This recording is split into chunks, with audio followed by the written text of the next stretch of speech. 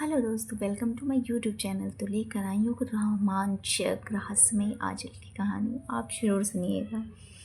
रात का समय था। आसमान पर हल्की हल्की चांदनी फैली हुई थी। हवाओं में अजीब सी सहसराहट थी, जैसे कोई पेड़ों के पीछे छुपकर फुसफुसा रहा हो। गांव के किनारे बनी पुरानी हवेली थी, जिसके बारे में लोग कहते थे कि वहाँ कोई राज दफन है। आज फिर से अंधेरे में डूबी हुई थी। खिड़कियों से हल्की हल्की रोशनी झलक रही थी, पर अंदर कोई और नहीं था। इस हवेली के सामने खड़ी थी अनाया। उसके हाथ में एक पुराना कागज़ था, जिस पर लाल रंग से कुछ लिखा हुआ था।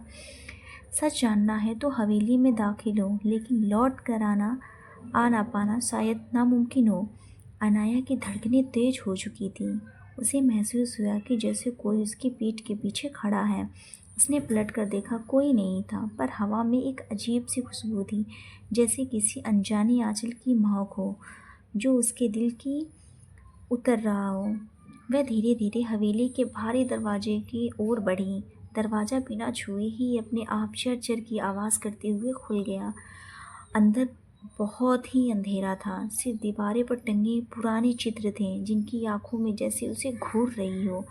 अचानक ऊपर की मंजिल से किसी और की धीमी आवाज़ गूंजी। अनाया का शरीर कांप गया, पर उसने हिम्मत नहीं छोड़ी और सीढ़ियों की तरफ बढ़ गई।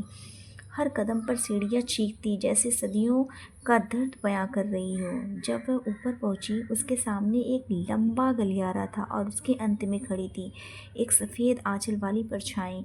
वह धीरे धीरे उसकी ओर बढ़ रही थी, और हर कदम के साथ अनाया को महसूस हुआ कि उसके रंग रग में बिजली दौड़ रही हो। तुम यहाँ क्यों आई हो? वो परछाई फुसफुसाई। अनाया कांपते हुए बोली, मैं सच जानने आई हूँ। तुम्हारे आंचल में छुपा हुआ राज क्या है? और तभी वह परछाई अचानक गायब हो गई, पर उसके पीछे से किसी ने अनाया के कान में बहुत ही करीब से फुसफुसाया, अब तुम लौट नहीं पाओगी। अनाया के कानों में अब भी वही रहस्यमयी आवाज़ गूंज रही थी, अब तुम लौट नहीं पाओगी।